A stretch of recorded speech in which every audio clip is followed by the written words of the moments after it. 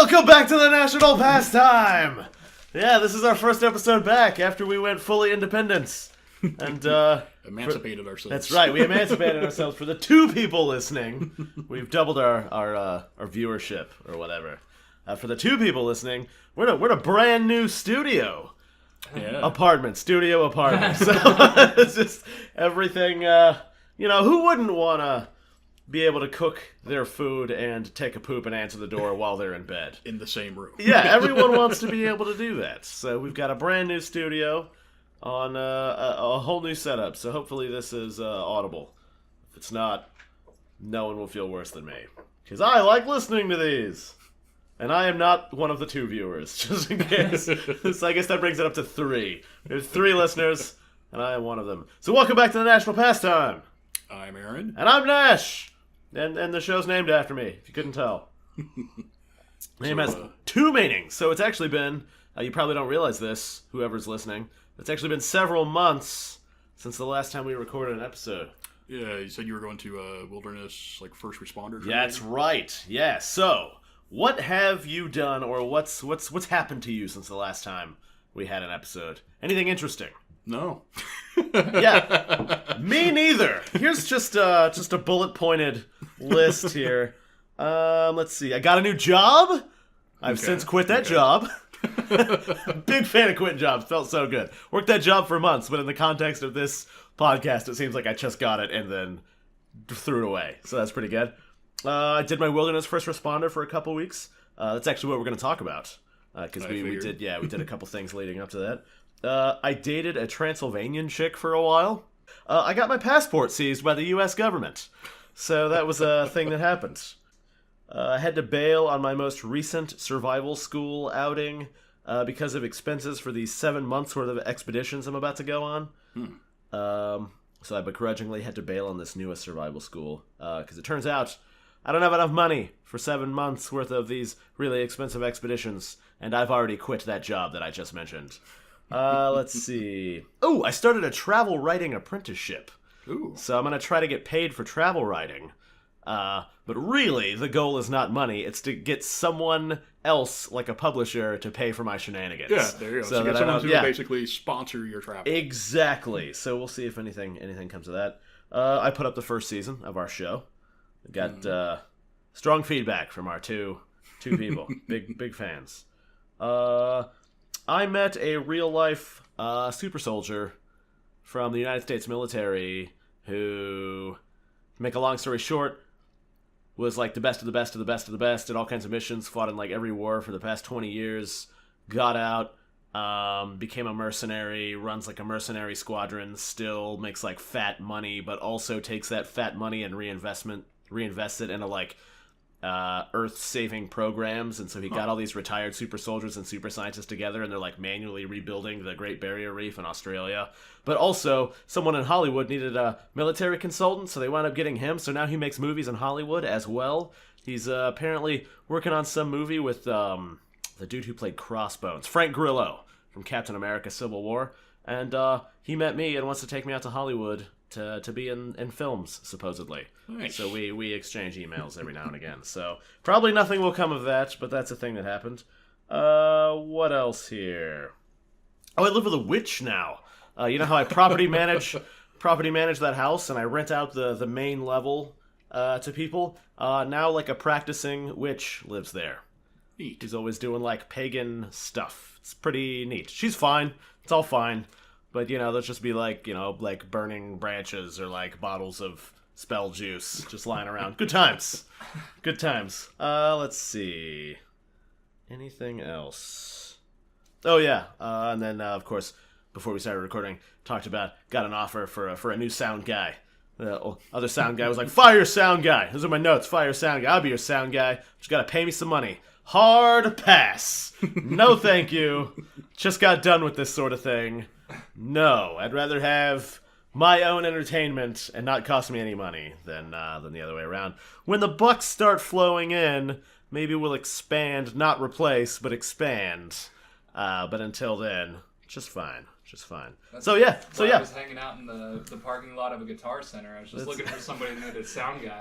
That's right, yeah. So, Yeah, so basically nothing's happened to me since the last time we recorded. It's just some rapid fire cliff notes. So basically the same. Yeah. Just went out to the regular stuff. So no, pretty much just been working, and I bought a new phone because my old phone there wasn't anything wrong with it except that the battery wasn't. Except it wasn't the brand newest phone. No. Well, I've had the same Gross. phone for like 3 years. I was happy with the phone, except that it wasn't holding a charge as well anymore. That's kind of a big deal, I hear. Yeah, for phones. So, well, and like it was to the point where like I could have it plugged in at work while I'm like watching YouTube or something at work, like at you work. do. Yeah. And like even though it's plugged in the whole time, it would still be losing power. So yeah. I decided I wanted to get a new phone. Well, the other thing too is like... Wait, it was losing power while it was plugged in? Yeah. Yep, that's no good. Now, I mean, it's only if it's plugged... If it's only when I'm actively... If I actually have, like, the screen on and doing I'm stuff. not an electrologist. If I have it plugged in and, like, the screen off, yeah, it charges. But if I have it, like, plugged in and was, like, again, like, watching a video or something... Right. It would be losing power the whole time. Like, slowly... But it would get to the point where like I would get home at the end of the day and I'd be at like 20% battery. Not great. Yeah. No, I bought the new Sony Xperia XZ Premium. Sounds fake. Yeah. It just sounds like a cereal Their number. naming conventions are stupid. But no, I looked at like a bunch of different phones before I bought it, and this one has pretty much the features I want, and Sony also gives you about the closest thing you can get to stock Android. Do different phones have different features? I thought Oh, they were yeah. all just phones. I mean, if you're looking at the same price point, they usually have the similar features through all of them through different manufacturers. What features do phones even have? This is a real like I question. said, like this one, it can do 3D scanning. So like basically you can take, a picture of something in 3D model it, which I messed around a little bit. Again, probably something I would never actually use, Except for dick pics, of but course. oh yeah, 3D images oh yeah, of your junk. I can get a 3D picture of my erect penis, and then send that to people, and they can 3D print it. Yeah, they can rotate the model. And, yeah, very nice. But again, it's just I would never probably actually use it, but it was neat. This is also the only phone I know of that is a 4K screen. Doesn't that seem a bit superfluous on like a 3-inch screen? 4K? Wouldn't it be wasted? Can your eyes tell the difference between 4K and 1080p at like yes, a postage stamp size? Can they? Despite, well, it's like a 5.5-inch screen, and I will say it's not a huge difference, but there is a difference, and you can notice it, especially if it's a 4K HDR video, which this supports HDR because that's like a Sony thing. Okay. And yeah, it is a noticeable difference. Like, just there's more clarity. The colors are just like more vibrant. You know what else is a HDR. Sony thing? Making terrible films. Yeah. Thankfully, with their phones at least, because I like Sony products, but I hate all their proprietary bullshit. Yeah, they're a real bad company. They're not great at being a company. Yeah. Thankfully, with their phones, they've stayed away from that. That's what I was wondering. Like, okay, if I want to add memory to it, do I have to like buy a Sony memory stick that's like 10 times more expensive for no reason? Or can I just use a standard micro SD? Of course there's a reason. The reason is that it's shaped like the letter Z, and you have to like jimmy it in there, and the only reason it's shaped like that is because they wanted to. Because that's the thing that pissed me off with the PlayStation Vita, that you can add memory to it and basically just store your games on the Vita itself, so you don't have to like carry the little memory cards. Right. But you have to use the Sony memory stick format. And to buy like a 32 gigabyte memory stick at the time, this was like 3 or 4 years ago when I was looking at it. At the time, to buy like a 32 gigabyte memory stick, it was like $90. Do they still make those? Oh yeah, Sony sticks? oh yeah, because Really? they have all their bullshit that only accepts that. Huh. Compared to like buying a 32 gigabyte SD card, micro SD card, was like $40. Yeah. And again, there's no real reason other than they just want to make extra money. Well, they need that extra money because they hemorrhage it out of Oh, yeah. everywhere. Yeah. Their movies lose money and their products lose money. They lose money on... No, Spider-Man Homecoming did well. Yeah, but they didn't make that. Marvel made that. That's right, the only Marvel reason it made money. They licensed it to them, so that's why they made the money. They had to do that because their last 2 Spider-Man films lost them like $1 billion. Yeah. And they promptly spat in Marvel's face and decided to announce their own Spider-Man cinematic universe just without Spider-Man. So they're going to have everyone else except Spider-Man. They are not a great company. Boo! Steal their films online so you don't have to pay to see them in theaters. Today's sponsor is New Experiences. The Pirate Bay. The Pirate Bay! That'll be next episode's sponsor when we talk about my passport that got seized.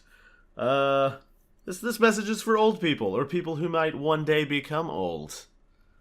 Like, for example, if you're 50, did you live 50 years worth of experiences? Or did you live like 21 years worth of experiences, and then that last year like 29 times? Because a lot of people do that. They just don't ever experience anything new once they hit like 21 years old. Well, I would get say, stuck in that I think rush. it's fair to say, too, probably your first 12 years or so, you don't have a whole lot going on there. Sure, but I mean, everything's brand new. You're accumulating Yes, things. that's true. But then after that, like, you could bump into someone on the street and they're like, I'm old, so I know more things. But really, they might not. They probably don't. They probably know 21 years worth of outdated things, and they've never branched out since then. They are like an infant now. Like, they're just an infant's worth of experience in an adult's body. Like, if you ran into someone that was 80 years old from 200 years ago that got teleported to now times, you going to take their advice on anything? Probably not. On some things, yes. But that Like window... farming techniques. Yeah, that window would be narrow. Like, just as a general thing. Like, maybe gauge who you're talking to, but, like, when you're living your own life, like, try to live more, broadly. More experiences. New stuff every year. So, there you go. New Experiences is who's sponsoring this episode. And they have not paid us anything. So, that check is in the mail. What else? What else is up? Anything? You want a drink? Yeah. I have a Sprite and IPA. You want to drink some of this nog? Nah, I don't like eggnog. Okay, well then you'll really not like this nog. This is extremely noggy. Let me just go to the kitchen. Oh, here we go. Sound guy Ben just got up from the milk crate he's sitting on. I had to bring a chair for Aaron. Thank you. And I also didn't have a chair to bring. I mean, I have like... To be fair, I only have one chair at home. Right. But yours is like a real chair. Like, you couldn't have brought that here. Yeah, well, it's like a big office chair. Right. Not which, easily to bring it transportable. I would have to, like, disassemble it. Yeah. I also remembered that I just had this. And What is been that? Sitting there. I have pizza. Fantastic. If it's one thing that the professionals do, it's eat with their mouths close to the microphones. Wait, is there garlic on that pizza? No. Because this is going to factor into the story. I mean, unless it's in the pepperonis. But Okay, well, we'll say no. Because, I'm drinking, for those listening, I'm drinking eggnog right now. Alcoholic eggnog. Because I love me some nog. And I'm also allergic to garlic. That's And, weird. yes, and when I eat garlic and mix it with alcohol, it jumps me straight to the symptoms of, like, alcohol poisoning. Like, if I have one beer and have some garlic, it's like I had 12 beers. So since I'm drinking this nog, it's a pretty light nog, but I'm also a lightweight with a super fast metabolism, so if I were to eat this garlic and mix it with this nog, I'd probably end up in a bad way, which... I don't think You just get, like, instantly blackout drunk. which actually factors into today's main story, my Wilderness First Responder course, which I was gearing up to take during our previous episodes, and I have since completed successfully, spoiler alert. But let me serenade you with some of the things that happened. So I went out to go do this. This was put on by the Solo Wilderness Medical Organization. Solo is their name. in the Nantahala National Forest in North Carolina. So I was like, well, I'll just borrow this truck that I normally do, and I will drive there. And as I'm driving there, I'm like, this truck might not make the drive. So it's like a 20-something-year-old truck. It's got no light knob for like the headlights to work.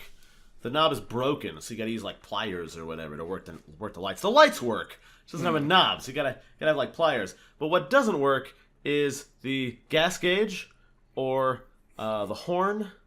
There's no airbags. There's no window controls. There's no air conditioning. This is the summertime in the North Carolina So you mountains. can't even roll down the windows? I can. They're like a manual hand crank, like a Resident Evil crank style. Yeah, no, I'm familiar but like with those. they go. One of them goes down, so I can get like air into the vehicle. Okay, that's what I was thinking. That would like totally suck if you can't get any air at all. Just be like just passing out while I'm driving. But yeah, and then the tires, they don't have like grip, so the truck is fine as long as you are on a straight, flat, dry, non-windy road and it's daytime. But I was having to drive through these. So I'm driving in the night in the rain on a windy road. Yes, like that's exactly what was happening. And I'm going through the like, what mountain range is that? The Appalachian Mountains. I'm like driving around and I'm like, I might die out here. Like just like super dangerous stuff. And I was like, come on, truck, hold together. And then when I got into the mountains proper, it's a stick shift. I could only use first gear. Yeah. And there's only one lane. So like, yeah, so like traffic is piling up behind me. And I'm like, I'm sorry. I'm so sorry. I just don't want to die here. So I've driven through there. My sister lives in North Carolina, and I was out there when she got married several years ago. And then me and the friend I was there with decided to drive back that night. Yeah. And yeah, I drove through the mountains during like a thunderstorm. Yeah, it's too much. It's also like super foggy. And yeah, it's too much. Those roads just end. Yeah, it's like 20,000 foot drops, and you're like, whoops. Oh no, well there's parts where you're like, turn. There's not a guardrail. No, like, there's not. Because they figure it would just be a waste of a guardrail, I guess. Because then the guardrail would be at the bottom of the abyss too. Like yeah, you're going around these curves, and then like I made the mistake of like one time just like looking over. And just like, oh, just let's see what. Oh my god! Yeah, it's just like terrifying. If I go off here, I'm just going to die. You're 100% dead in the worst ways. Because I'm so hardy. Like I would definitely die, but I would survive the initial impact. So I'd just be down at the bottom with every bone broken. It's like, man, you'd eventually die of blood loss. Yeah, please let me die faster. No one save me. No one attempt to save me. This would not be living. Just let me go. Yeah, so I'm thinking all of that as I'm driving there, and I'm like, man, if I make it to this place, I might not make it back. Like, in this vehicle, at least. Like, this vehicle might live in North Carolina from now on. But no, yeah, it was like the same kind of thing where, like, if you're going uphill, the grade is so steep that, like, I drive an automatic, but I was still having to, like, manually put it down into like first gear, right? Yeah, to actually make it where I could keep going without just like slowly, like just sliding down. Yeah, you don't go anywhere. Like it's very terrible. And then if that's not stressful enough, when you got people piling up behind you and you start to backslide, you're like, oh geez, I'm about to rear end this guy reverse style. Like I'm flying into him backwards. It was crazy. But anyway, I did make it, obviously, because I did. I made it, and then I made it back. But there's more to it than that. So I make it there, and I get there a day before the course begins, and I don't have anywhere to stay or anything. This, by the way, so it's in the Nantahala National Forest in the National Park, the Nantahala National Park Range. So it's this, like, a beautiful place with, like, these gigantic rolling mountains. It's part of the Appalachian Trail, just, like, rivers cutting through, super naturey. And then I round this corner, and out of nowhere, like this big, like, outdoor kind of hippie jam band commune just, like, springs up.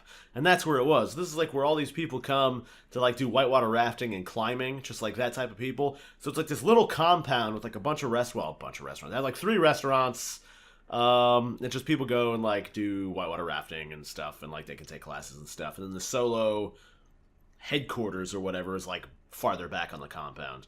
So the first night I did not have anywhere to stay. So I just went up to one of the restaurants and got a drink, had a couple drinks, and then hid the truck that I was driving, and then I slept in the truck.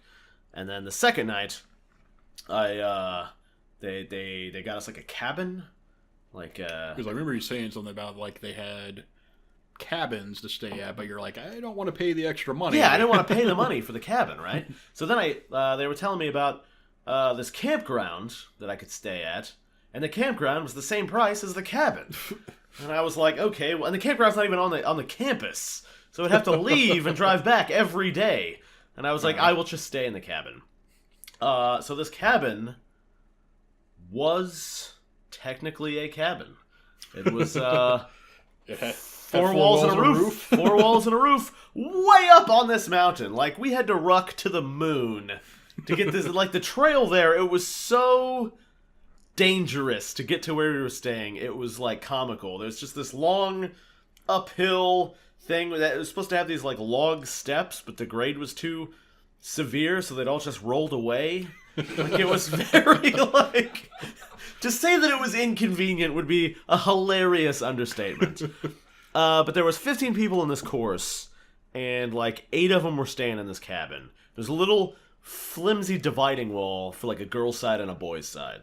So like 4 dudes were on one side and 4 girls were on the other side of this cabin. And this cabin, aside from being way up on this mountain, was like kind of perched on the mountain with these like flimsy supporting poles. Like, to keep it from sliding right, off to the keep it edge. from sliding over the edge of the mountain. And we had like a balcony overlook, which was the nicest part of the cabin. It had a balcony where you could like overlook this huge drop down. Very nice. But anytime someone was in their like wooden cot and they would roll over, the whole thing would shake. Like the whole building. And every time we were like, is this the time we go careening down the mountain? Yeah, that'd be maybe. That'd be a little unnerving. Yeah, it was unnerving. So anyway, It's all part of the training. it's all part of the training. That's right. When that whole building comes snowballing down the mountain, we're going to be trained to deal with the survivors.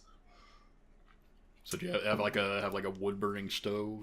We didn't have anything in that regard. Oh, yeah, you were there in the summer though. So Yeah, we didn't really need it. Warmth. It was super duper warm. So the training was super good. I mean, it was all like practical skills for like when you are leading expeditions and you're out in the field, or you are out in the field and you come across someone who's like, you know, you're not close to city-style medical services. So it's like, what do you do if you have a sprain or a strain or a fracture, a compound fracture, one of your bones is sticking out, and like, it's really cool skills. So you learn how to make like a traction splint, which is a special kind of splint for a broken bone, but it pulls your bone back into your body, which is pretty cool, pretty grueling. But we also had to watch all kinds of videos about these things, and one of them was a video about a high-altitude cerebral edema, which is when you climb a mountain too fast and your brain swells up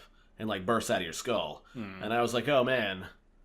Isn't that basically the same thing where like with deep sea diving, yeah, you come up too fast? It's scuba diving in reverse, basically. Yeah. Like you come up too fast from scuba diving, you come up in the mountain too fast from climbing.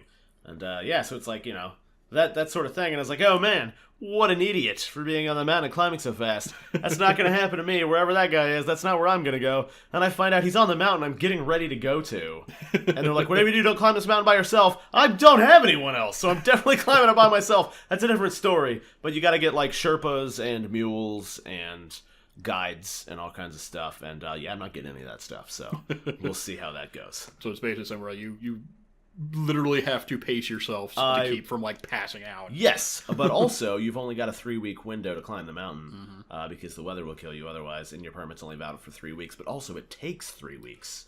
You have no wiggle room. So there's no window. There's no wiggle room. If you need an extra day, have fun with your giant brain sticking out of your ear holes.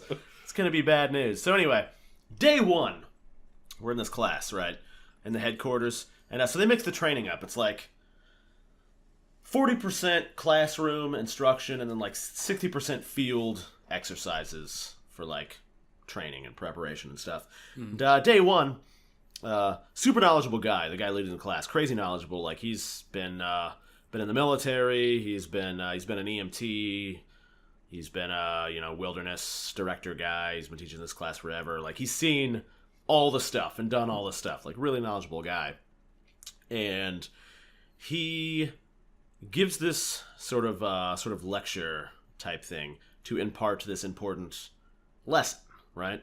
And the lesson is picking someone up off the ground who's truly unconscious is borderline impossible. And the reason for that is, like, people weigh, on average, we'll say 200 pounds. And even if someone is pretending to be unconscious, but they're actually conscious, they still have a base subconscious level of tension in their body. So there's still some to make them rigidity. like a cohesive unit, even when they're trying to be as floppy as possible. So if you pick them up, even if they're trying not to help you, they're still subconsciously helping you because their body's trying to hold itself together. But if you get a real, truly unconscious person, it's like trying to pick up a 200-pound water balloon that's also got metal pieces floating around in it. Just a ridiculous. Just like you can't do it. Like it's not a thing most human beings can do. It's too much. So you got to deal with them. If you find an unconscious person, that's where they are. Like you're not going to be able to move them if you're by yourself. And he was like, for illustration, we've got this mannequin that we use for training exercises. It's like a 200+ pound mannequin with metal bones, crazy heavy, but also very floppy. Nothing holding it together. And he was like, in the history of this course, like 1,000 people, only 2 people have ever been able to lift this thing off the ground onto their shoulders. And I was like, I see where this is going. Challenge accepted. And he's like, yeah, that's what you say, but you don't understand like how difficult this is. And I was like, I'm done listening, sir. I'm ready. I'm ready to do this. And so at the end of... See, I've seen things where obviously this wouldn't work if the person is injured. Right. But I've seen things where they've basically done kind of like a somersault type thing. Yeah, like a fireman's carry. Yeah, that still counts. Any way you can get this guy up off the ground and onto your shoulders by yourself counts as a win. And so the guy's like, yeah, in the history of this course, only 2 people have ever been able to do it. Like 200 floppy metal pounds is way heavier than like a 200-pound barbell, like difficulty-wise. Mm-hmm. And I was like, oh, I don't doubt it. And so at the end of training day 1, I was like, gather round, everyone, for I will attempt the challenge. I shall be number 3. Yes. Whosoever lifts the mannequin shall be king. And everyone was like, hey, don't you think maybe you want to try this like on the last day? Like maybe 15 days from now you might want to try picking this thing up. And I was like, no, I'm doing it now. And they're like, well, if you fail, you're going to look ridiculous. And then you're going to have to see everyone for like 2 more weeks. But if I succeed... And I was like, no, sir. I will be awesome. I was like, no, sir. If I do not succeed today, I will have 14 more days to try. I will try every day until I succeed. And they were like, okay. Bear in mind, these are all people who have just met me. They're not ready for Nash. They have no context at all. Like, nothing for scale for me. And then now we all live together, like an episode of the fucking Real World. Like, we're all just thrown together in this wilderness situation. And I'm just like, I will do it! And so I went up and I did it. Day 1. I lifted this thing. It was not pretty, don't get me wrong. Like, I basically sat this mannequin up like a guy sitting up, and then I, like, folded him forward like a burrito and jumped in, like, German suplex style, and just grabbed him and German suplexed him and stopped halfway up, and I was like, nailed it! Like, if that had been a patient, I probably would have crushed all their organs and then shattered their spine. But that wasn't the challenge. The challenge was by any means. Yeah, it wasn't to safely render them up to your shoulders. It was just by any means necessary. Like, to Valhalla with you, mannequin! And I did it. And everyone was like, oh my god, did you see that? And that was their introduction to Nash. And from then on, the running joke was that I wasn't human. And so every day there'd be like some shit where I would do something. They'd be like, oh, that Nash, he's not even human, so it doesn't count. And they'd be like, oh, yes, well, if you break your leg, you can do this. And like, or if you're Nash, you just, who cares? It'll just fix itself. You don't have to worry about it. So that was the running joke. It was pretty Nash, you just stare at your leg and just dare it to break.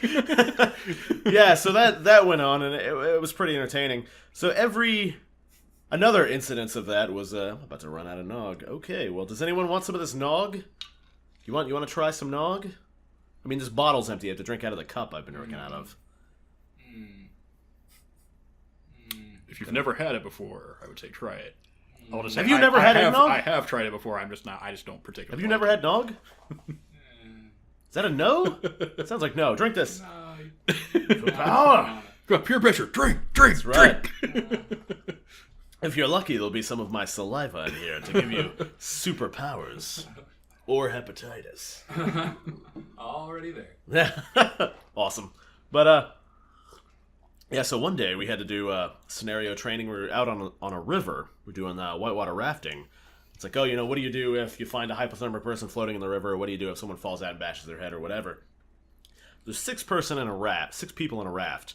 And, 7 people? 3 and 3, 2 and 2, 5. I don't know. Whatever. There's an odd number of people because there's an even number on each side of the raft, and then someone in the back as the leader/rudder. And so I was on one side, and so the leader would be like right side row, left side row, whatever, like issuing commands. Anytime my side was issued the command to row, I would veer off to that side. I would row, and the entire thing would rotate like 360 degrees or 720 degrees. We'll all just spin around rapidly. It's just like, Nash, you gotta calm it down. It's look at the one speed. It's row. Like, everyone just step your game up. And they're like, all right, well, from now on, you only row one time for every 3 times everyone else rows. And I was like, that's fine. So that worked out until it was my turn to row. So it'd be like 1, 2, 3, and then we'd all spin around again. And they're like, all right, we're gonna have to redistribute. We're gonna have to redistribute our assets here. That's right. All right. So when I say right side, left side, you still need to keep rowing. Yeah. So they put all 5 people on one side and me by myself on the other. And they needed 5 more people on that side. Like, they didn't even come close. And it wasn't like, I know how to row. Like, I was rowing this raft like you would row, like, a crewed ship. Like, from the hip and back. Like, it wasn't like, ew, my elbows are rowing. Like, I was really rowing. And they were like, it's not a Viking longboat! Quit taking such broad strokes! But I wasn't, like, rowing to the side to, like, make it spin. It was just egregiously off-balanced. So it's just like, ah! And they were like, all right, Nash is the rudder now. He's the new leader by default. And then, like, if we get stuck in some rapids, they were like, Nash, just jump out and punch the river and make it go the opposite direction so that we can get out of here. Like, that Nash, he's not even human. So I enjoyed the attention. It was very nice. It was very nice. The weird way, though, you're actually like a detriment to the group. Yeah, absolutely. Well, If we're trying to go straight, we can't go straight. That's the thing, is that they discovered, this group of 14 people, not counting myself, discovered that I am both the best and worst person to have on a team at any given time. Because I am like the #1 asset in a lot of ways, but I'm also the uncontrollable wild card. Who's maybe full circle so much of an asset that it's a detriment. Like, in that case, like, I'm like, I'll just row so hard I flip the boat over and back in time. What do you think about that? I'm the best rower. So there was one chick in the group. We had to do this one thing. We were like trying to make fire. Like, it was a fire challenge from certain things. And during this one challenge, I wound up smothering the fire and killing it. And she was like, how did you survive all this horrible shit that you've been through? I was like, yeah, I don't know. Nobody knows. Nobody knows. I just do things and it works out. But luck and sheer determination. That's pretty much it. I am unkillable, madam. Haven't you noticed? But yeah, so she referenced all the horrible shit. And that's because at the end of the day of training, we would finish our classroom work and we'd finish our scenario training and our field training and everything, and they'd be pretty grueling. I mean, they'd be like 9-hour days of schooling. And then at the end, there was like we would hike down to where the like hippie commune was, where they had like places to set up hammocks and the 3 restaurants were and whatever, and it was by a river, and they had a lot of chairs and tables there. So we just go there and we debrief. So we get like a couple of beers and we'd all talk about like what we'd studied that day, and we'd just chillax. And it'd be a nice thing. And it was during these times that the group also discovered Story Time with Nash, which they were a big fan of. But there was one night when I was like, hey, you know what? We always come down here and we, get a couple beers and debrief, and then people have been buying me things off and on. And I was like, you know what? I'm feeling pretty generous. I'm going to go over to the store and I'm going to get a bottle of wine for the group to share while we're all hanging out. So I did, and no one was feeling it. So they weren't drinking it. So the whole time I'm talking, I'm just constantly sipping on the bottle of wine because I'm a compulsive drinker whenever there's liquid around. And I wound up drinking this whole bottle of wine. And I was so drunk. And then this guy showed up and he's like, hey, who wants pizza? And I was like, yeah! And so everyone I normally hang around with would know not to offer me pizza if there's a chance that there's garlic on it. But they didn't know this. And I had just, as I previously mentioned, if I mixed garlic and booze, I got arrested at a wedding one time. I don't know if I've mentioned that on the show or not. I got arrested at this wedding because the police officer thought I'd overdosed on heroin. But it was actually, I had just had garlic and alcohol. It was a wedding at an Italian restaurant, and I was like double fisting rum and having Italian food. And the guy thought I'd overdosed on heroin. That's a big, long, interesting story.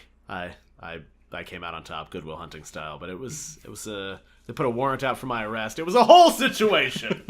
And then what else? When I was in Spain, I had some garlic chicken and some booze, and then I woke up 23 hours later and had no idea where I was. Huge gash on my head, blood coming out everywhere, covered in vomit and alleyway dust. Had none of my gear, warrant out for my arrest, and almost got the girls' college soccer team thrown out of their hotel. So the moral of the story is, every time you have alcohol and garlic, there's a warrant out for your arrest. Yes, every time, almost every time without fail. So I eat this pizza and I slam this bottle of booze in reverse order, and all of a sudden I'm like, I'm really drunk, you guys. And they're like, I don't know, you seem fine. I'm like, no, you don't understand.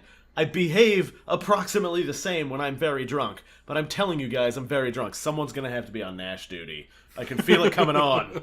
This is going to be a Nash duty night. And they're like, haha, you're such a jokester. And then a few minutes later, it was full blown. Like, I was just out of control. I'd have this lady, this young lady joined the ranks of the few and the proud, of ladies who have had to physically carry me somewhere because I was too drunk to move on my own. She carried me all the way up this mountain to the cabin that we stayed at. And it was not an easy slog. She like one arm over the shoulder, supporting my weight, walking along, like I'd stepped on a landmine or something, all the way up to the top. And she was just like, man, you are just really drunk. I thought you were joking. And I was like, yeah, no, I don't joke about that. So she, it was like 1 a.m. by then. And so she was like, well, I'm going to go to bed. And I was like, all right, cool. And then she went to bed. And then I promptly set about hanging half over our balcony, over the side of this mountain, and projectile vomiting for about 3 or 4 hours, uncontrollably. And then I projectile vomited, booger cried myself unconscious, where I passed out on the deck, and only woke up when another guy who'd been drinking tripped over my head, because I was passed out on this deck and it was dark. He's like, oh my god, who the fuck's there? I was like, Nash! And he's like, oh, cool. And then I woke up and went back to projectile vomiting for the next couple of hours. And then I probably got about 2 hours of sleep before we had training again. And I got up, bright-eyed and bushy-tailed, because I have a super fast metabolism and I've never had a hangover. I was totally fine. But they were like, man, we thought you were going to die. I was like, that makes 2 of us. But yeah, they had a pull-up bar and like a rock climbing thing in the headquarters. So every morning I would do like 100 pull-ups and like a bunch of rock climbing exercises. So they were, when they showed up to class the next day, I was like still doing my stuff. And they're like, oh my god, I thought you were going to, I don't know, be at the hospital or something. Like, nope, I'm totally fine. But yeah, so let that be a lesson to you. Yeah, this chick joined the few and the proud, and there's quite a few ladies who've had to rise to the occasion and carry me somewhere because I've been just way too garlic drunk. I think one time I had a seizure during a New Year's. I was in a real bad place, but thankfully I had a lady drag me out of there. That time I got roofied at a gay bar in China, had a lady drag me out of there, like physically carry me out and dump me on a doorstep of the dorm I was living in. We got the aforementioned time in Spain with the garlic chicken and all that. Lady, not fireman's carrying me, but the one arm over the shoulder trying to support all my weight. The reason, I mentioned I woke up in a place I had no idea where I was, I had a huge gash on my head with blood coming out. The reason blood was coming out of that gash was because this lady was carrying me through a cobblestone alleyway in Spain and dropped me, and I fell down and hit my head on a cobblestone, and that's what split it open. Good times. But yeah, and then we've got this this angel-eyed lady who carried me up to the cabin. This sweaty, sailor-mouthed, angel-eyed lady carried me all the way up there. Quite the achievement. Good for her. And then later, a separate lady. So like there's a compound, like the Nantahala compound has like that cabin.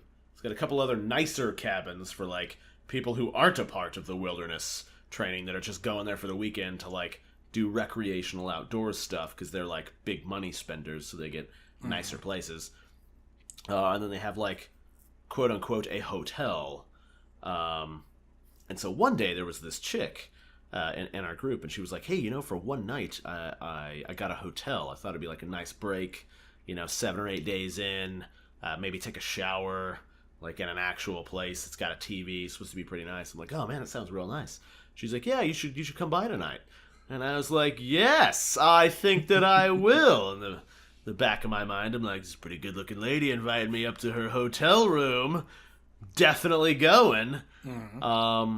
But I had 2 beers, so I was too drunk, and I set off to go find the hotel room, but I was too wobbly-legged and disoriented. I never made it. I still have no idea where this hotel even is. Somewhere on this small-ass compound. Like, there's almost no chance I could have missed it. Definitely missed it. So I went back to the cabin and went to sleep, and when I woke up the next morning, this chick was back. She was on the balcony of the cabin, coming out of the ladies' side of the cabin. And I was like, hey, shouldn't you be in your fancy hotel like you got last night? And she's like, oh yeah, I was going to stay in that last night, but I elected not to stay in that. And I was like, oh, why is that? She's like, well, I got in there and it was full of bees. Full of bees! Freaking knew it. The whole thing was a setup. The bees were in cahoots with her to get to me.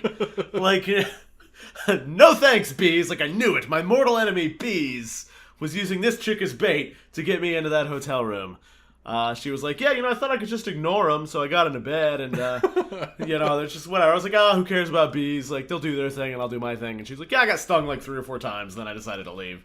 Like, freaking bees? Did she at least get a refund? Bees? Yeah, I think she did. I would hope so. I'd be pissed. I'd be like, I'd be my hotel's super infested shitty with bees?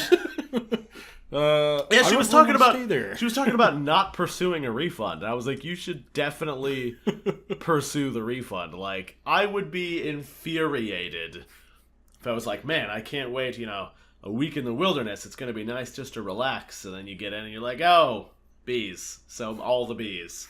Like, I would be pissed. But yeah, so that happened. Bees. What else happened? Let me check my notes. Oh!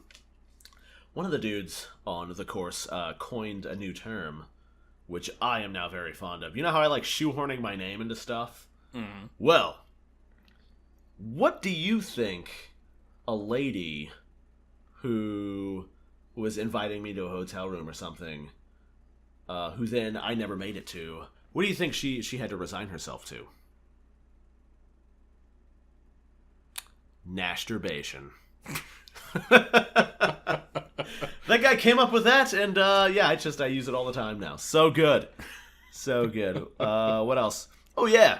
The chick who carried me up the mountain, when I was doing the rowing the raft thing and it kept flipping around, she was in my raft. And that made her laugh so hard that she peed the raft. Yeah, she peed herself, and therefore the raft that we were all in. Yeah. Which, after she broke the seal, I just kept cracking jokes. So she was peeing this raft for hours. Like, the whole day, she was just peeing the raft, which I found hilarious. She is not the first lady who I have made pee her pants out of my sheer hilariousness and roguish charms. So... If it's all day long, it's like, just stop drinking fluids! Like, it's too hot, but also everything's too hilarious. I have to keep drinking, but then the pee. One day for training, we were doing, like, shelter building.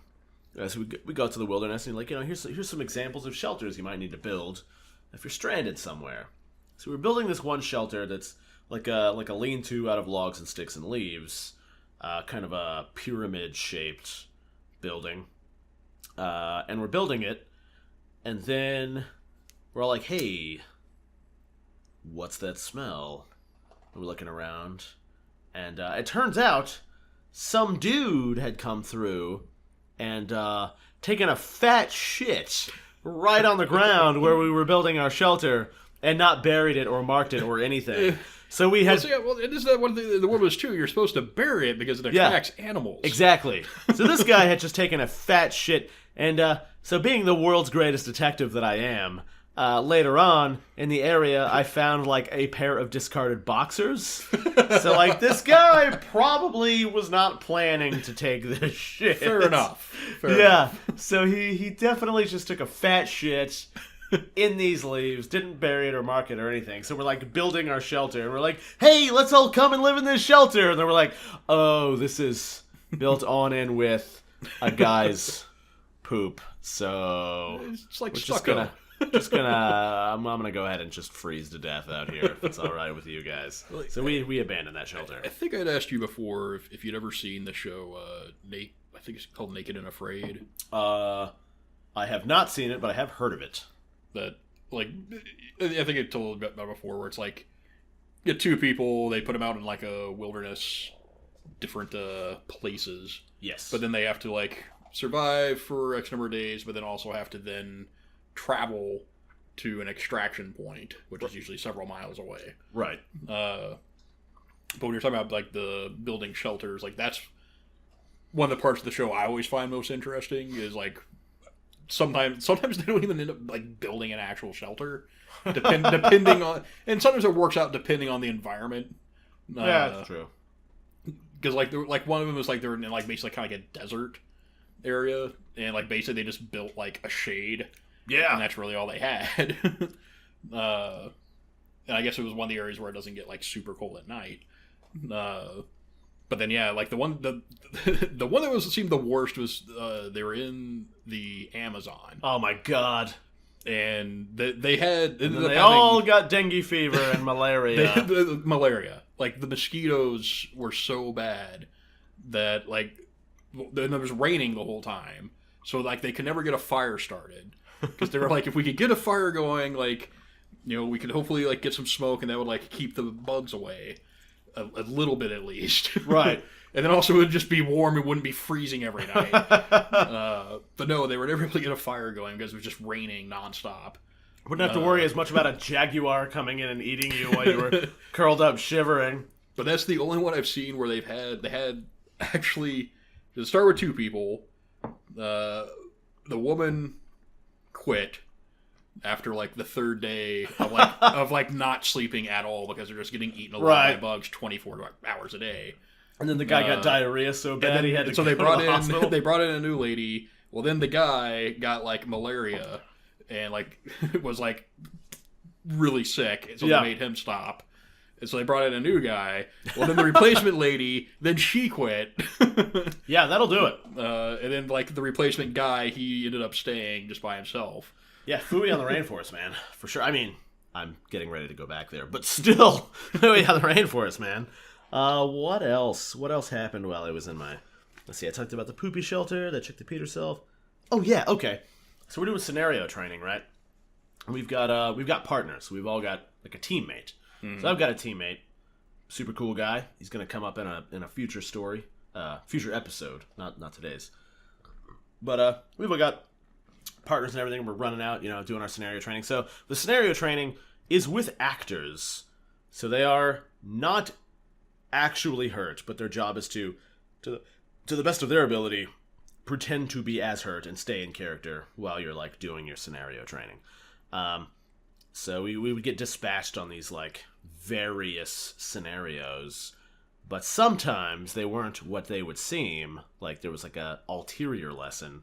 So there was one where we got dispatched. There was a mountain climbing or like a high climbing accident where these people were on belay and one chick slipped and fell, and another lady tried to stop her by grabbing the belay rope, but the belay rope didn't stop, so it just burned through her hands. So she got like a 3rd-degree burn on her hands. And then the other lady her descent didn't slow, so she hit the ground super hard with her head. So she was unconscious, so we had to go deal with them. But they weren't even the thing. They were a decoy. The real thing was, what do you do when one of your own teammates during the rescue winds up getting messed up? And so we didn't realize that this was a thing. At some point during the day, the instructor had pulled one of us to the side and was like, hey, you're going to be the fall guy. This is going to happen. And it was actually my teammate. And so we're like going out, and he like, quote unquote, tripped over this log and like fake broke his leg and hit his head. And so now not only are you +1 patient, but you're -1 rescuer. Mm-hmm. So now we're all like, oh shit, like any one of us at any time could be a secret fall guy. Like who's next up? So like no one's trusting anybody after this. So we get back to the classroom for a debrief, and then in the middle of the debrief, this chick has a hypoglycemic seizure. And I'm like, nice try. Yeah, too convenient. Like, we're indoors, whatever. Whatever. No, it was real. She was really having a seizure. It was the chick with the bees, actually. Her. She was really having a seizure. But yeah, so I was just so cynical by that point. I was like, yeah, whatever. Like, this is fake. Like, I'll half treat this because, whatever, because we're being watched. But yeah, no, it turned out to be real. Totally 100% real. So there you go. Maybe don't be as cynical as I am all the time. Or maybe they learned their lesson. Not to do that. Maybe, yeah, maybe. Maybe they did. They were like, oh, this is a real one. If all these people weren't so cynical, they might have helped. Maybe we should quit making them so cynical. What else happened? So our final test was a middle of the night search and rescue mission, where we got dispatched out, and once again, actors that are like EMTs and wilderness first responder types, so they know what to expect and how to act, and so they're not really injured, but they're like emoting on things that they've encountered in the past. Yeah. And so we get dispatched at like midnight. Like, hey, there's a missing people on this mountain. We don't know how many or what the deal is, but they're out there. So go find them and treat them and get them back or whatever. Like, yeah, sure, no problem, whatever. So we go out there and we're climbing this mountain for like hours, and it's the middle of the night. And I'm like, we have gone too far. There's no way that a group of actors for a test have climbed up higher than we currently are. Like, we must have passed them somewhere. There's no way. But then the person who had been voted, or not voted, but chosen to be in charge of that mission was going up there. And they're like, okay, well, if you want to go higher, let's go higher. We just kept going. And after like another hour, we came across somebody. And I was like, holy shit, there actually is somebody up here. And they were like, yeah, there's more people up at, higher up. And so we actually went. And up at the very tip top of this mountain, so there was like one guy who was like super non-communicatively autistic, and there was another lady who like had been stuck in an avalanche. And then at the very, very top of this mountain where I got dispatched to, and like a handful of other guys got dispatched to, was a 75-year-old lady who had pieces of her skull sticking out. So she's obviously, she doesn't really have pieces of her skull sticking out. It's like, right, prosthetics and stuff. But she really is a 75-year-old lady. So she's really up there. And so for this test, we all have to like doctor her up for an hour to like get her ready to go, strap her to this backboard gurney, and then we have to carry her down this mountain.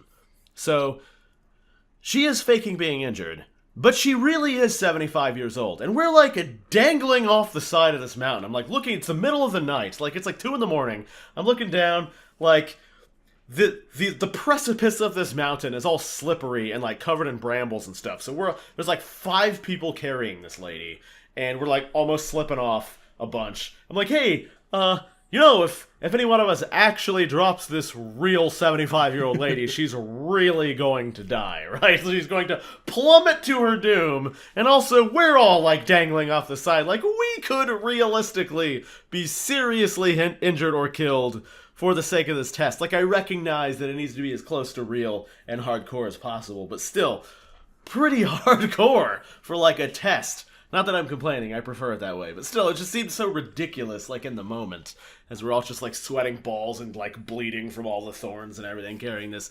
75-year-old lady down a mountain. So, that happened, but then, like, you know, when it was all over, I had to go back to this new job and, like, work at a desk and pretend like that mattered. Like, nothing matters after you carry a 75-year-old lady down a mountain at, like, 2 in the morning. Like, you can't be like, oh, yeah, let me just place this order and take some phone calls. Like, it's none of this matters. But we all graduated, and then as a victory sort of a thing, like 5 of us decided to hitch a ride with this dude into the next closest town and go on a pub crawl. Like a victory pub crawl. And we did. We went with 5 people. We only made it back with 3. One guy was like, yeah, I'm just going to stay. I know some people live here. I'm going to stay here. Another guy was on Tinder or Bumble or something. And he made like 3 dates. And he was like, oh, there's a concert tonight. I'm going to go meet all 3 of these ladies at this show. And we were like, what? And he's like, yeah, man, I'm going to position each one at a different entrance. And it's just throughout the night. And then I get to pick which one. Yeah, he's like, and throughout the night, I'm going to ping pong back and forth between all 3 of them. So it'll be like, oh, hey, I'm going to be right back. I'm going to get a drink. And then I'll go see this other lady. And be like, oh, hey, I'm going to go check out this other thing. And I'll go see the 3rd lady. And I just rotate all through the night. Like, have you never seen a sitcom? This will never work. And then, like, until you forget that you're dressed as a woman. Right, yeah. Like, something's... Like, it's also ridiculous, but I mean, I applauded him for his efforts. So we get back, and so this is the end of our 2-week training. You know, we'd all passed our course. We had a blast. Did our victory pub crawl. So we get back to where we're parked at, like, whatever, I don't know, some ridiculously early time. So we're like, oh, we'll just all nap in our vehicles, and then we'll drive away in the morning. So there's 3 of us left, and we're like, all right, well, see you when I see you. So I get ready to drive away. I have got the flattest tire. Can't go anywhere. 2nd guy, car is dead. It won't even start. 3rd guy, jumper cables and foot pump. So he, like, saved both of us. So after a couple hours of getting ready, then we took off. And the truck made it back to here.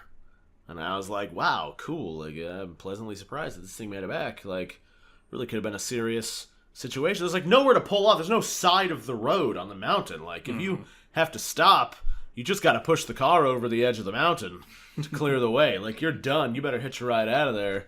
Except no one else is going to be able to stop to pick you up. So you got to be real good at timing your jumps onto these vehicles. But I made it back, and I had to go to this job that I said that I had, that I now no longer have. Couple days in to working this job, the drive arm to the truck blows off.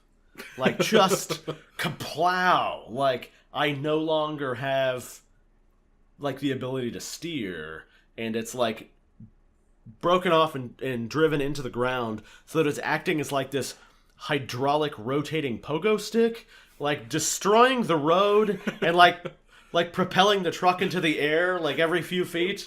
And I was like, oh my god, like, if this had happened 2 days ago while I was on the mountain, I would be facing the most grisly of demises. But as you know, I don't have a phone. And I was like, well, I can't just leave the truck where it is, so I'm going to have to drive it to the mechanic, begrudgingly. So I drove, it was like a 3-hour drive, like this. And this chick in a Ferrari, like, pulls up, I put the blinker, like, the emergency lights on, and this chick in a Ferrari pulls up next to me, and she's like, you gotta stop!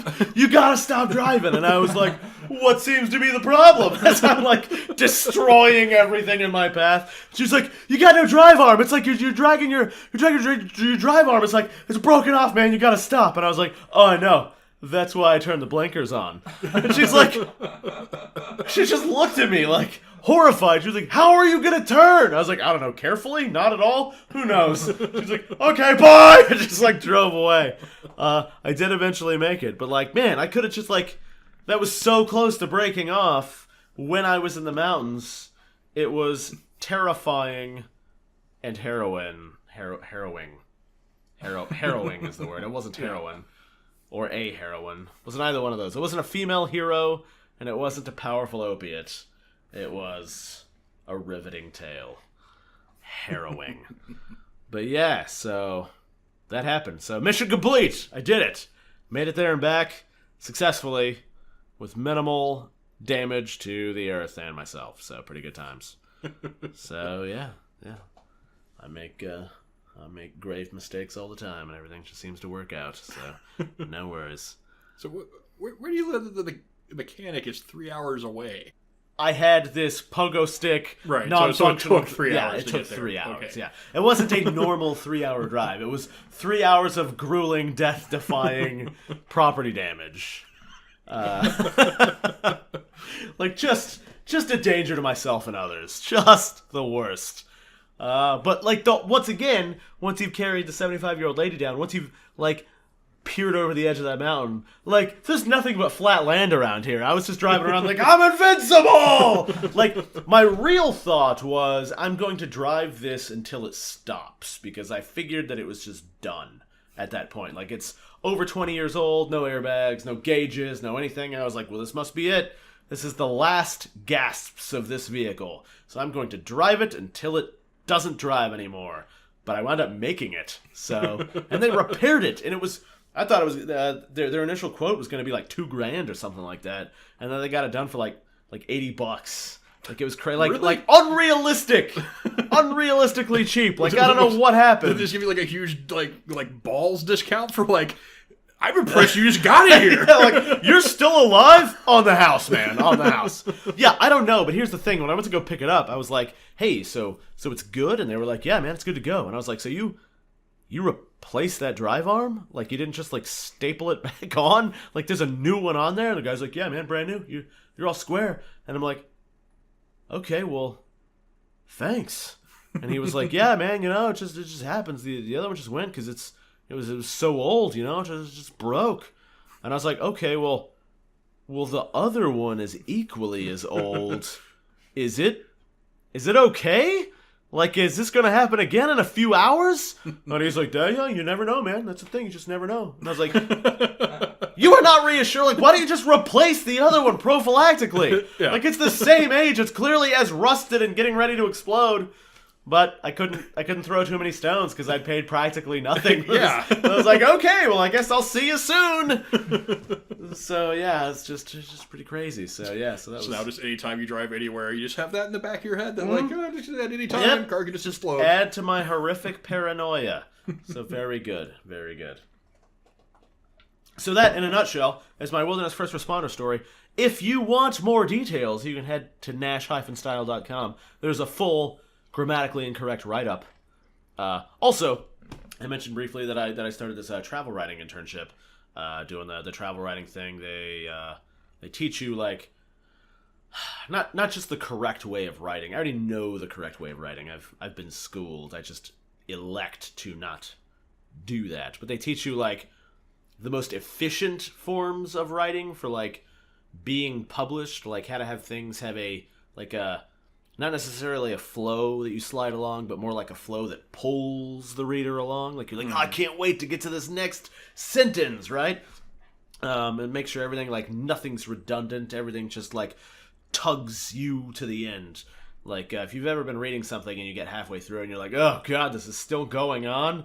Like, you don't want that to be the thought.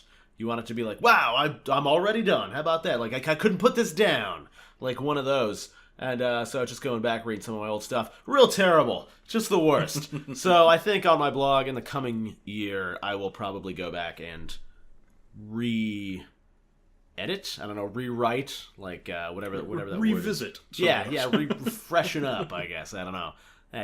Director's cut. I always said that was like the rough draft to my book. So now I can go back and polish, I guess is a better word. But yeah, so I'll do that. So now it's time for your sound guy Ben, whose studio apartment we were in. Time for his housewarming present / product review for our welcome back episode.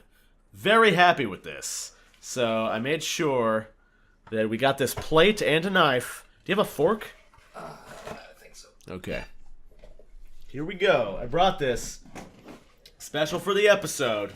So I'm excited when I heard there was going to be an actual review. Like, you need a plate and knife. That's right, a plate and a knife and a fork. Things are going down. So I assume you're going to be like eating something crazy. Right? What do you think it's going to be? What do you think it's going to be? I have no idea.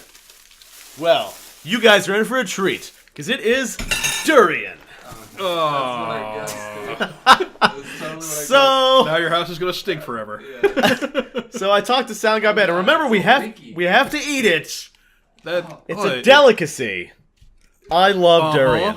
Hang on, how do we open the bag? All right, so to describe this, Yeah, you to the describe it listeners, while I get this thing open. It basically looks like a bag that someone has you can hardly sloppily- smell it.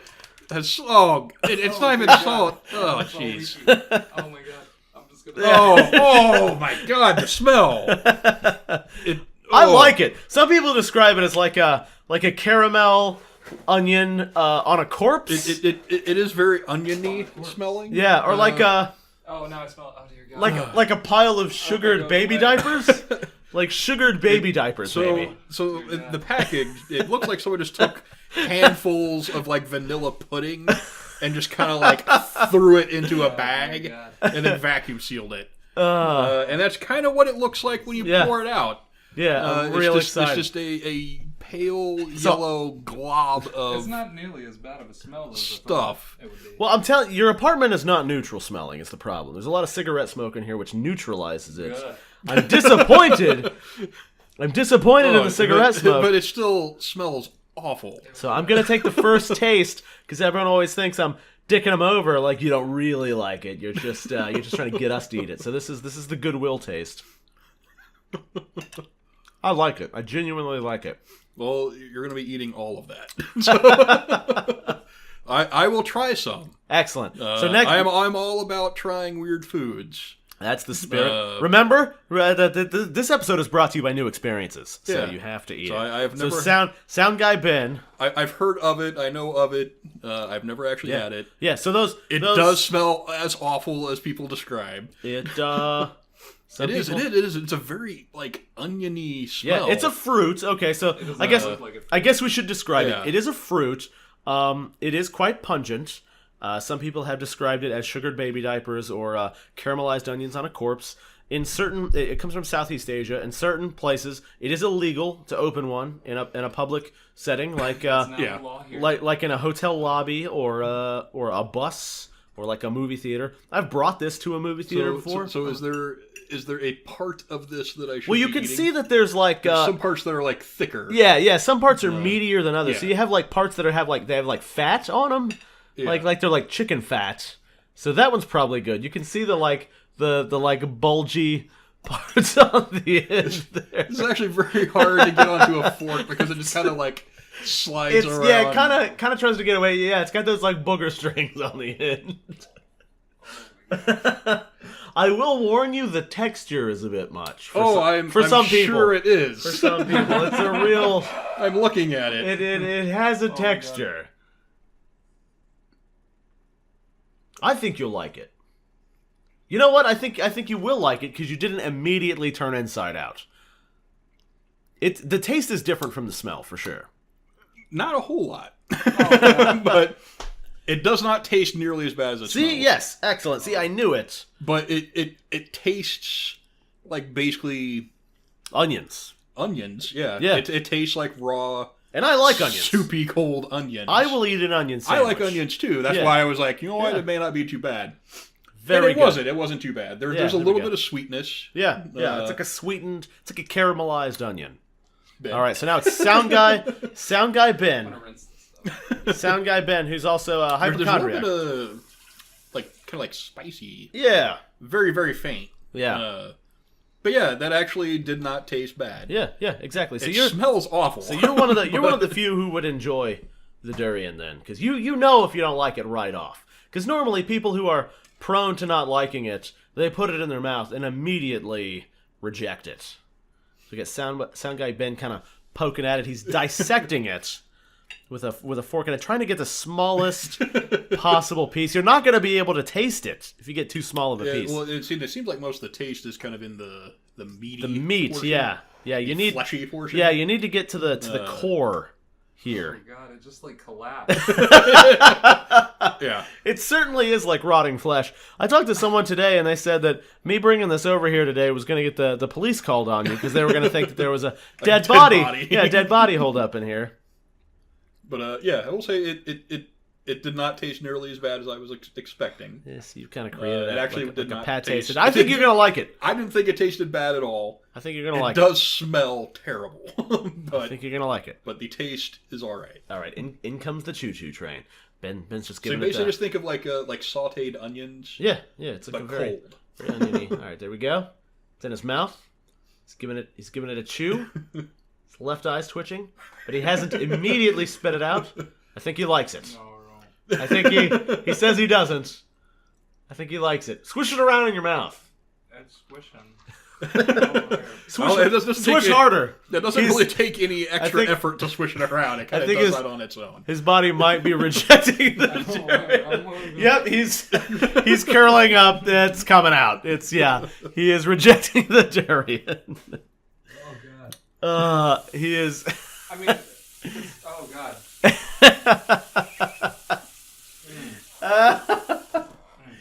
I still taste it. I mean, I wouldn't say I like it. But you don't like it yet. It's not awful. You don't like it yet. I will say the smell is just awful. Look at this dangly. What kind of a fruit tastes like an onion, though? A durian fruit. What a ridiculous question. This one. Oh, that's so So weird. I'm gonna take another bite. Just You should. You should take another bite. just to make sure that I wasn't somehow like I got the good piece. That's right, yes. Yeah, one good turn deserves another. You know what? You should try it again. Because you could have got a bad piece. No. You might have gotten a... If Aaron gets a bad piece, then maybe. Okay. All right. just trying to get this... Oh, look at... Yes, that's a good one. Do it. It does. It just looks disgusting and smells disgusting. Yeah, this fruit is brought to you by John Carpenter, for sure. Yeah, he likes it. Fantastic. Oh. Sound. So I wouldn't go so far to say that I like it. I can tolerate it. All right. Well, that's how it starts. It starts with toleration. It blossoms into. I'm sure. Like a joy. I don't know. Is it somehow like? I'm sure it's probably like packed with like great nutrients. Yeah, I've never looked it up. I just like it so much. But when I first had durian, they said there's only two types of people. There's people who taste durian for the first time and are immediately repulsed and disgusted. And then there are people who taste durian for the first time and they're like, it's whatever. Those people eventually grow to love durian. That's how I was. The first time I had it, I was in Thailand, and I was like, this is a thing I could eat. Like, I was very neutral on it, and now I very much like it. You, on the other hand, are probably doomed to hating it forever. I mean, it wouldn't if you like pureed it a little bit more and maybe put a small spread of it on the bun of a burger. I feel like Maybe it's naturally pureed. It Well, really yes. kind of is. So if you put Yeah, a small I think spread, as a spread on something, like, yeah, I could see that being very tasty. But I mean, Oh, that was an exceptionally. I I got an exceptionally good piece. Yeah, you don't want to heat this up. I mean, it's weird because it's cold, though, you know. It's refreshing because it's cold. You know, you get out in the hot summer sun, you just want like a cold slop of durian. Love it. You just want a cold plate of rotten eggs.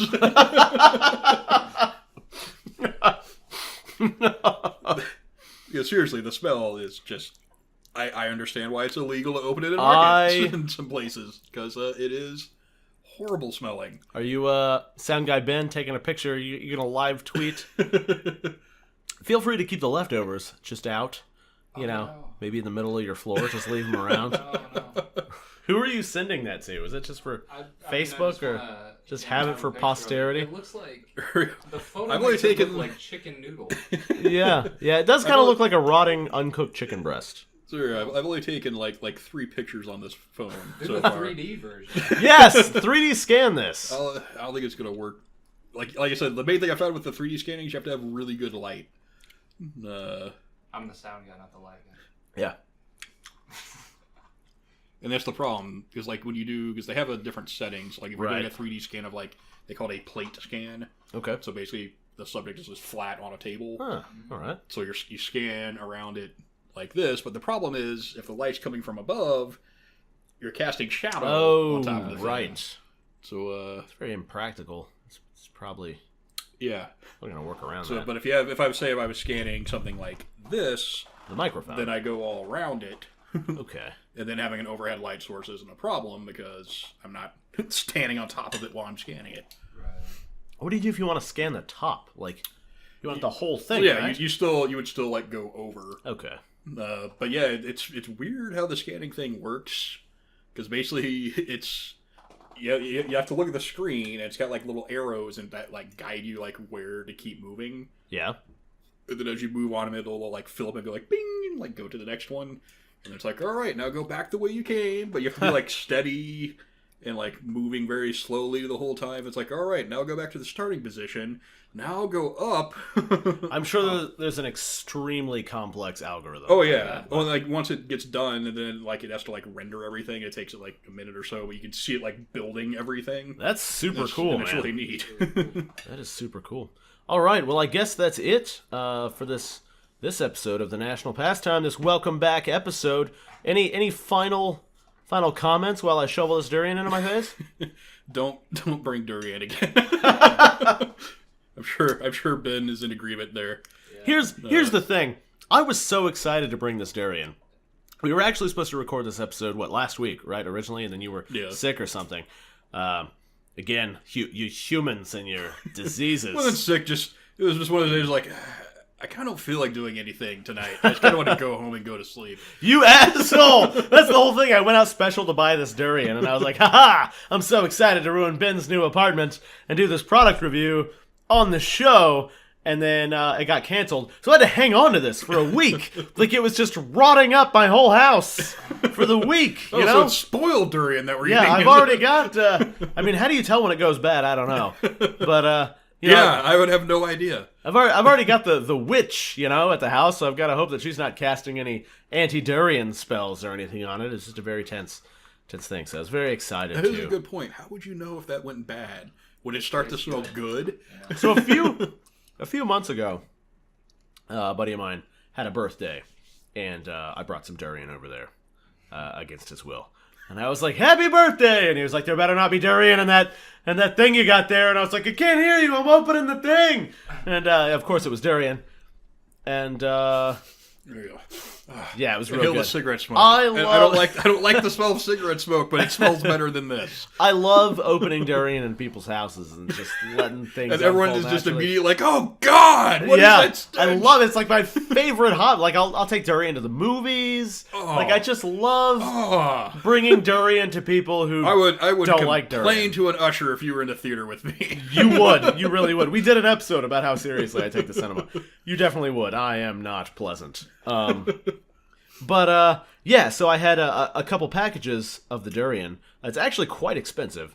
So I only opened the one, and then I had to take the other one back because because I assume that it's not grown here. It is not. You have to like import it from like Thailand or you have to import it from Thailand and the Philippines and Malaysia. Yeah, and it doesn't import very well. Like you have to freeze them, and you do lose a lot of the pungency. So imagine that this is like 20% of a fresh durian. Like you're missing out. Well, you know what? If this is only 20%, then I would say I don't like durian. This is 20% of it. You're missing out. It's like opening the Ark of the Covenant from Indiana Jones. You open Like, it up, and everyone's like, "Whoa!" Their face melts off, and you're like, there's the guy Zimmerman, I think's his last name. Andrew Zimmerman, the guy who's always eating cocks. Big bald guy. Yes. Yeah. He's like always eating dicks. Yeah. That. He eats all these, like, that's just, he had the show where he would go and just eating weird foods. Yeah, mostly dicks. Durian is one of the things that he's like, I will not eat that again. But he eats so many penises. Yeah. I'm not saying eating penises is bad. It's just like he's eating like a disproportionately large number. So people want to see. Yeah. But he never gives a clear answer. Like, is it good or not? He's like, palatable. Like, I don't want to know if you could choke it down. I want to know if it's good. Like, I could choke down anything. Like, would it behoove me to go get a big bowl of cocks or not? I mean, I've never eaten any food that I just, like, immediately wanted to, like, spit it out of my mouth and throw up. I have had a couple, yes. But, like, yeah, and I've tried a lot of weird foods. But I'm glad I tried the durian. Yeah, you should be. I'll tell you what, if you ever find yourself in Southeast Asia, you got to get yourself a fresh Get durian. a fresh one. It's so good. good. And that's what he was eating, and it's in like a green like pod kind of thing. They crack it open. He's like, and as soon as they crack it open, he's like, "Oh God!" Yeah, it the is. smell. It is not a and he's like dry heaving just smelling it. Yeah, it is not a gentle transition. But I'm telling you, I wasn't joking around. In the summertime, they sell them at street vendors, and they're kind of cool. You're walking around, you're like, man, I am so hot. I need something to cool down. I need a handful of durian right now on this steamy sidewalk. Not an Italian ice or Not an Italian ice, not a gelato, icy. not a nothing, not a Slurpee. no, because all the water's poison over there. That's a fair point. That's all poison. So your options are poop fruit or poison water. Poop fruit every time. But anyway, so back to this anecdote. I was at this guy's party. I had to take a package of durian back with me because the partygoers were not having 2 packages of durian. Oh, really? They did. Really? They. That's shocking. I did make a couple of fellow cage fighters vomit by trying to eat the durian. They did not have the constitution for it. But they didn't want to open the other package, so I took it back with me. And it was in my refrigerator for like 2 months. And first of all, it's supposed to be frozen. And it wasn't. It was in my refrigerator for like 2 months. And then I decided to eat it.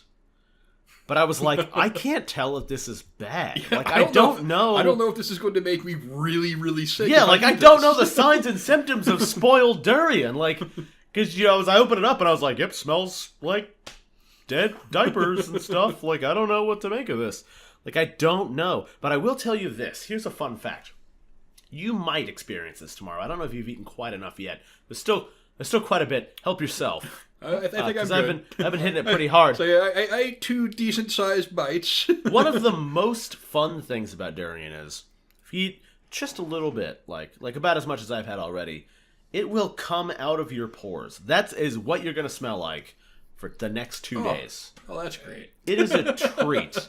It is a treat. It's like if you ate nothing but Slim Jims for a couple days. You would sweat that like viscous Slim Jim slime. It's like that, but it's durian smell. So that's gonna be you for 2 days. And I love not telling people that, and then making them eat enough. Is my poop going to smell like this? Just now? everything, like your skin, your breath, your poop, your farts, your exhalations. You will be this smell for 2 more days. Oh God, I'm gonna fart and drown myself out of my apartment. Yeah, you're not gonna be. Yeah, that actually happened to me one time. I caught a fart and I was like, well, this place is dead to me now. Can't live here. I feel like people just shouldn't eat it then because it's like it seems like it's a fruit that's trying really hard using Not to be eaten? Yeah, I mean it's all spiky and it smells terrible. I was just about to say it weighs like 70,000 pounds and it's covered in sharp spikes. Yeah, just let it have that win from evolution. Yeah, it's trying really hard not to be eaten. Just short of being extremely poisonous. Yeah, it has to be like a pufferfish now.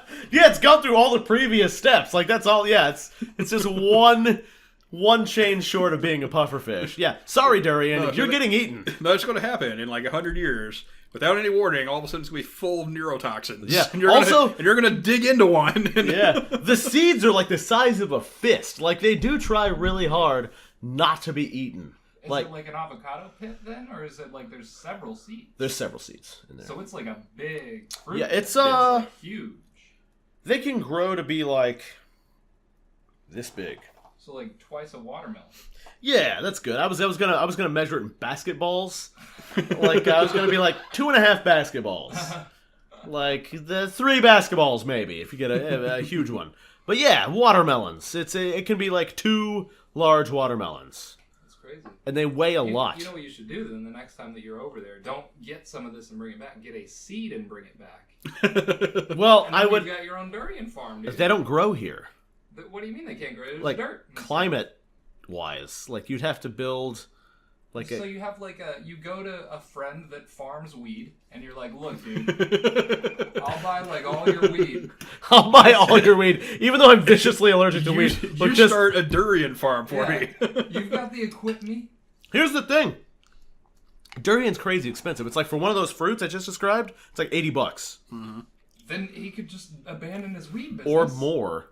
There you go, man. But who's gonna want to abandon one stinky weed for another stinky fruit? You gotta create the market. That probably has a much smaller market. Yeah, it's quite the niche. Yeah. I mean, it's much more expensive because no one's buying it. There's not a huge demand. Because there's no supply. That's maybe. I would love to be the person to totally upset the balance, but I feel like there's like huge fruit conglomerates who've tried this and it couldn't succeed. Something about, I don't know. Like Dole tried bringing Durian to the U.S. and we just weren't having it. Yeah. Chiquita and Dole were not successful. I don't think they can grow here. I mean, you would have to create a special climate-controlled area. So yeah, I mean, I guess I'd have to get someone with like a weed humidor and just be like, hey, recalibrate all your stuff to grow this giant-ass palm tree. It's going to take a long time so that you get heavy, spiky cannonballs that will probably kill you and your pets and whoever else is around. It's going to do massive property damage.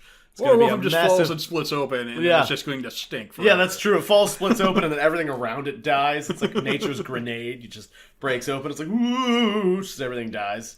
I will say, it is weird. It's like, yeah, that's the main thing I would say. It's very oniony. Yeah, it is. Which I like onions. Me too. I'm not quite like my dad, where he will just take a raw onion and eat it like an apple. I will do that. That's too much for me. Apparently, I got a buddy whose grandma would do that, and he attributed that to being an old black lady thing. I'm not sure. I think that might just be an old person thing. Well, my dad's not an old black lady. So. Yeah, I think that might just be an old person thing from the old world. Like, you might just have a really hardy old dad, like old Eastern European people and maybe old African people. Like, I feel like you just ate what was around. And then, there were a lot of onions. Which is why I identify, because I'm like, ooh, what's this? An onion. All right, I'm going to eat it. So, yeah, so that's me. So, I guess that's it for this episode. I've already got notes for next week's episode. So whenever you're available, in a couple weeks, will be taking off to India and Nepal for a month. And then I will come back for a gear change for a week or so we can record an episode then. I'll talk all about India and whatever. And then I'll be off to South America to climb the highest mountain in the world that's not in the Himalayan range without my proper gear or team. Or planning. Then, provided I don't die or wind up at a Patagonian brig, I'll be in South America for a few months. Then I'll come back for a gear change, and then I'll head to Japan for the summertime. So we'll record episodes when we can. So this will be our intermittent season. So we'll record as many episodes as we can until I have to leave. We'll get them out, and oh god, just I'll perfect it. Yeah, the burps are even better. I love them. All right, so we're gonna end on a durian burp. Any final notes? I'm glad I didn't swallow. Yeah, sound guy Ben, in case I didn't translate, he says he's glad he didn't swallow. I say. As the women also tell me. Final thoughts. Durian, not as awful as I was expecting, but still pretty bad. Well, there's still time. That just means I'll have to work harder at getting ridiculous food to bring in for our product reviews. So, Durian gets 2 out of 3 thumbs up from this podcast. So that's good enough. It's passing. Yeah. C's get degrees. All right. So that has been this week's episode and premiere of The National Pastime. Talk to you next time. All right. I'm Nash. I'm Aaron. Panache. Nash out. Panache. Nash! Whoa! Don't bring Durian again.